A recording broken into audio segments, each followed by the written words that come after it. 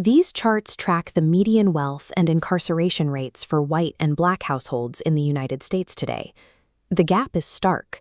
White households hold roughly 13 times the wealth of black households, while black Americans are 5 times more likely to be incarcerated. These systemic disparities predate the founding of the United States. How we choose to close these gaps depends entirely on how we define their root cause. We are often taught a folktale. Ignorance and hate naturally breed racist ideas, which lead to discriminatory policies. But the historical record reveals the opposite. Powerful individuals enact discriminatory policies out of self-interest, then manufacture racist ideas to justify them, eventually resulting in widespread ignorance. Misidentifying the cause as ignorance rather than self-interest ensures that our solutions will miss the actual engine driving the disparity.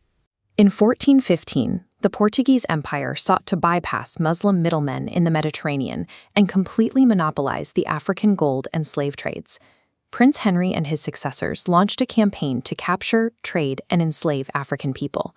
This was a violent policy executed strictly for royal profit. To defend this enterprise, the royal court commissioned a writer named Gomes Ayanas de Zerara. He wrote a popular chronicle that categorized diverse African nations as a single inferior group in need of salvation through enslavement. Zerara's construction of a monolithic black race provided the necessary intellectual cover for a new European economic monopoly. Centuries later, early British settlers in colonial America faced a similar hurdle. They required massive amounts of cheap labor to extract wealth from stolen land. This created a conflict for the Puritans, who had fled persecution to build a moral society. They needed a way to rationalize the brutal enslavement of human beings with their religious ethics. The theologian Cotton Mather provided the solution. He preached that slavery was holy, arguing that black bodies were naturally inferior, even if their souls could be Christianized. Early religious authorities functioned essentially as public relations agents, using the pulpit to invent a theology of racism that protected the colony's economic engine. As the 19th and 20th centuries progress, a more insidious form of racism emerged under the guise of progress, the assimilationists. Many anti-slavery reformers opposed the institution of slavery, while still maintaining that black people were behaviorally or culturally inferior.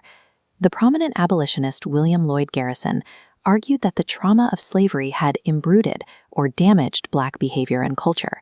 This line of thinking demanded that black Americans shed their own culture and adopt white behavioral standards to be considered equal. This contrasts with a line of thought that views different racial groups as already equal in all their diverse behaviors and cultural ways, without any requirement to assimilate. Blaming racial disparities on black behavior rather than discriminatory policies allows systemic racism to survive behind the appearance of reform. Activists have relied heavily on 2 main strategies for centuries: uplift suasion, where black people behave flawlessly to prove their worth, and educational persuasion, the attempt to teach racists out of their ignorance. Uplift suasion often produced the opposite of its intended effect.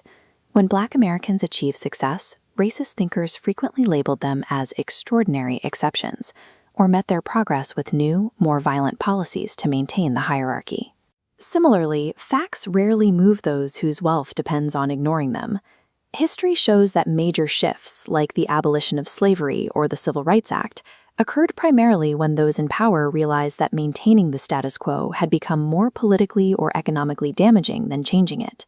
Focusing on hearts and minds overlooks the actual engine of the problem, the policies that generate profit and power for those who create them. History reveals racist ideas as the public relations arm of an enterprise whose primary product is racial disparity. True anti-racism requires us to stop arguing with the PR department. We must focus our energy on dismantling the discriminatory policies and power structures themselves.